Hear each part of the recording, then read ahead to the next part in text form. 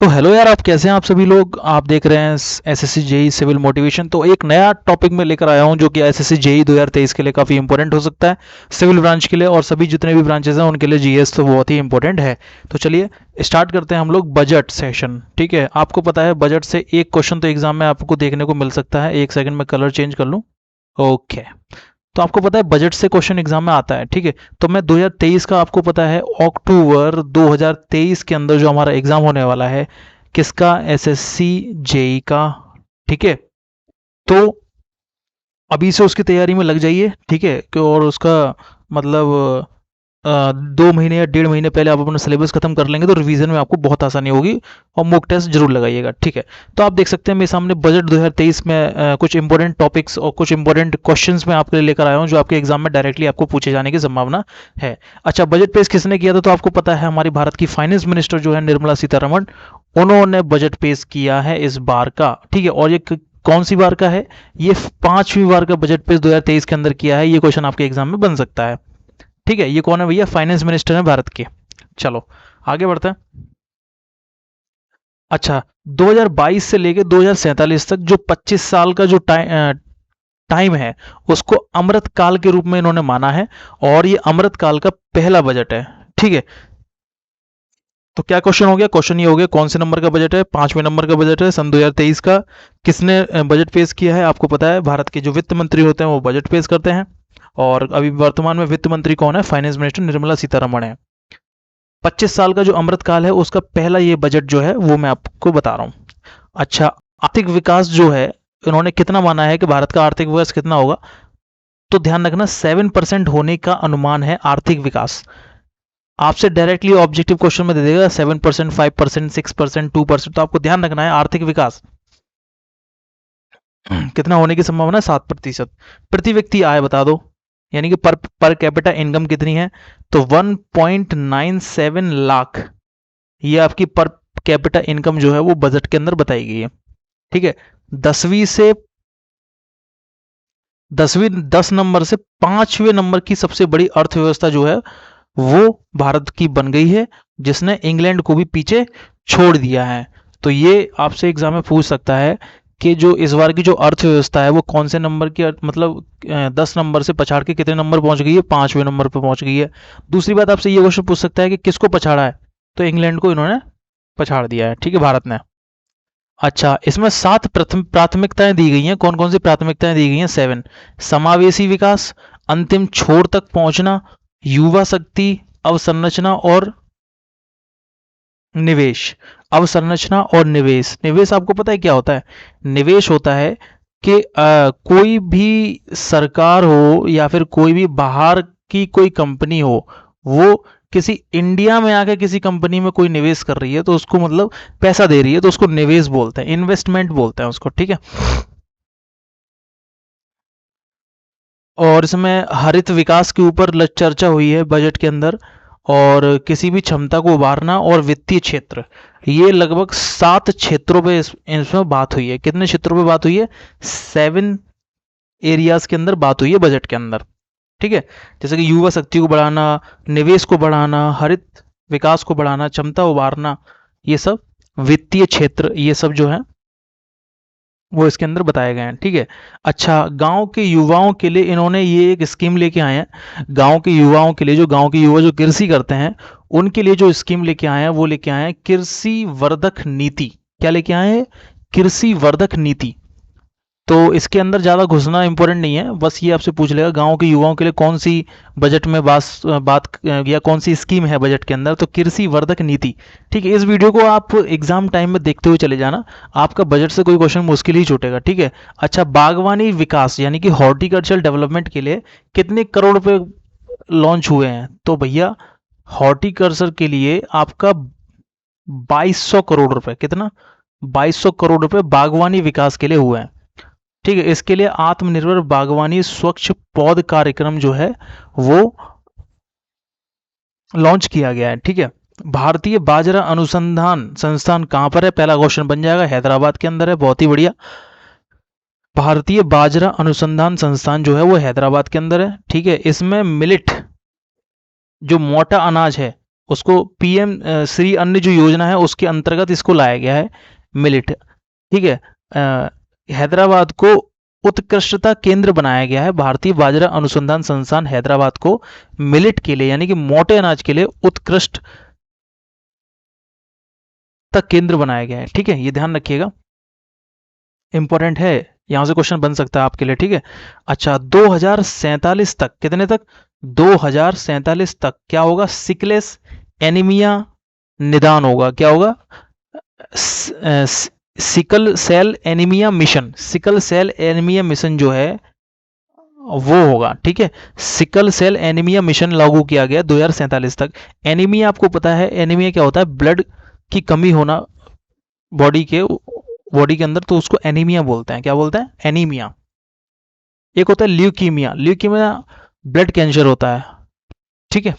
अच्छा, 500 ब्लॉक में आकांक्षी ब्लॉक कार्यक्रम लॉन्च किया गया है। 500 ब्लॉक में, कितने? 500 ब्लॉक्स के अंदर। ठीक है, तो ये आपसे ऑब्जेक्टिव क्वेश्चन ये पूछ सकता है कितने ब्लॉक के अंदर। ये क्वेश्चन पूछ सकता है साल 2047 तक sickle cell anaemia mission launch किया गया, कितने साल तक? 2047 तक। ठीक है। कर्नाटक सूखा प्रभावित जो क्षेत्र है यानी कि ड्रॉट एरियाज जो है कर्नाटका के, उसको रिनोवेट करने के लिए सरकार ने बजट के अंदर 5300 करोड़ रुपए लॉन्च किए हैं। और ऊपरी भद्रा जो योजना है ना कर्नाटका के अंदर, उसके लिए, किसके लिए? ऊपरी भद्रा योजना के लिए 5300 करोड़ रुपए कर्नाटक बजट के अंदर निर्मला सीतारमण जी ने लॉन्च किए हैं कर्नाटक सूखा प्रभावित क्षेत्रों के लिए। ठीक है। और रेलवे के लिए भाई साहब 2,40,000 करोड़ रुपए आवंटित किए हैं बजट में। निर्मला सीतारमण जी ने 2,40,000 रुपए, 2,40,00,000 करोड़ रुपए। ठीक है।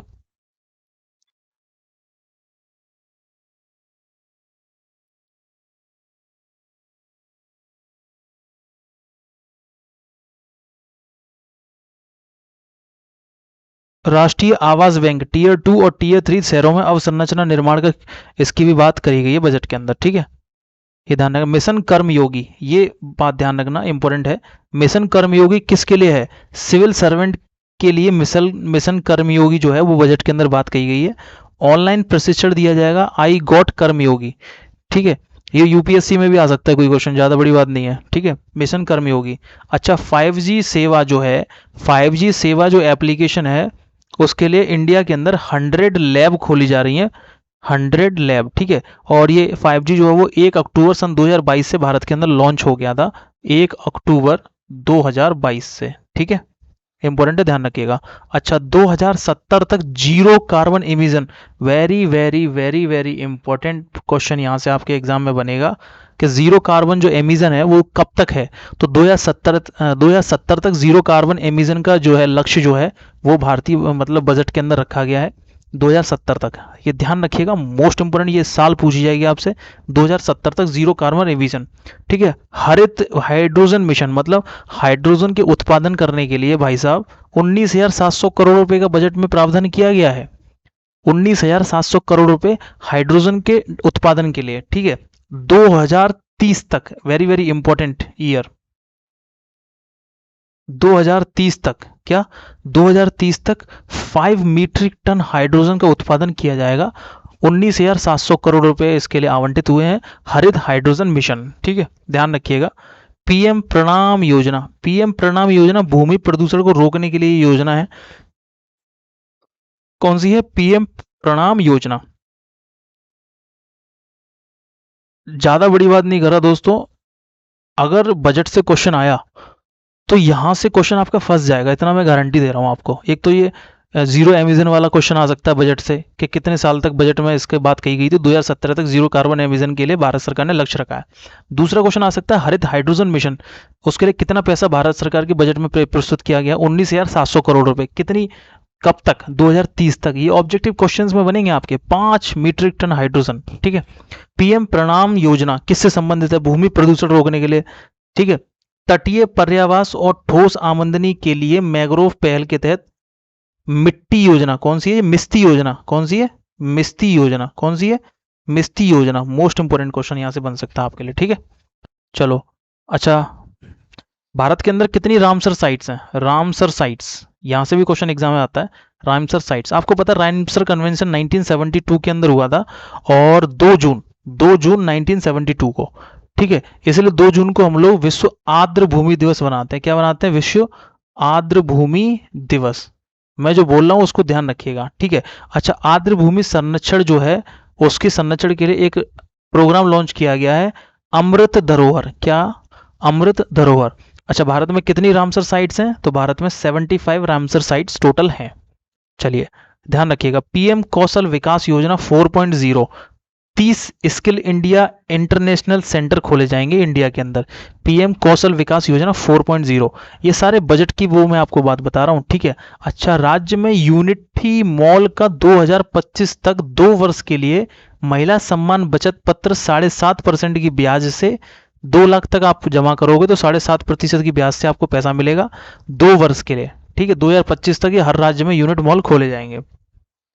मतलब ये है कि राज्य में यूनिटी मॉल का 2025 तक 2 वर्ष के लिए, 2025 तक 2 वर्ष के लिए महिला सम्मान बचत पत्र 7.5% की ब्याज मिलेगी, 2 लाख रुपए। यही ऑब्जेक्टिव क्वेश्चन आपके एग्जाम में बनना है। 2022 से लेकर 23 तक राजकोषीय घाटा यानी कि फिजिकल डेफिसिट 6.4%। कितना? 6.4%। ये ध्यान रखिएगा, इंपॉर्टेंट है, ठीक है।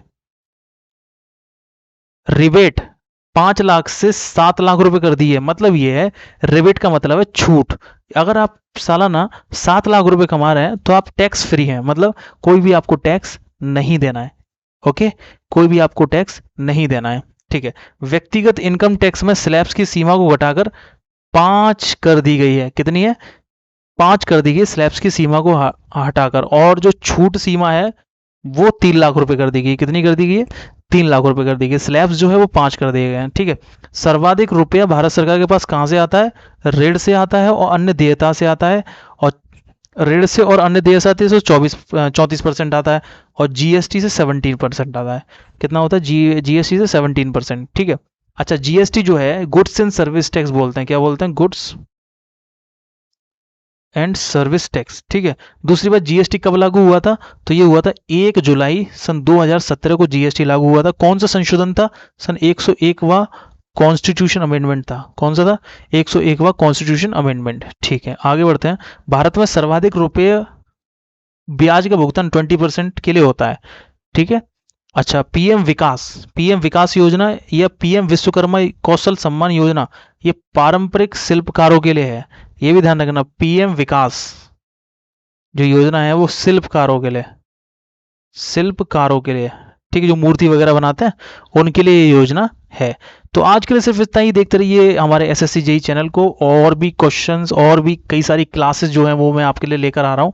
इन क्लासेस का हम लोग रिवीजन भी करेंगे। आप बिल्कुल भी उसके लिए टेंशन मत लीजिएगा। मैंने आपका सॉइल का फर्स्ट क्लास भी डाल दी है, सेकंड क्लास भी डल चुकी है। अब आने वाले समय में थर्ड क्लास भी आने वाली है जल्दी, तो उसको ले लीजिएगा, ठीक है। तो देखते रहिए, कमेंट सेक्शन में जरूर बताइएगा आपको क्लास कैसी लगती है। जय हिंद, जय भारत, थैंक यू।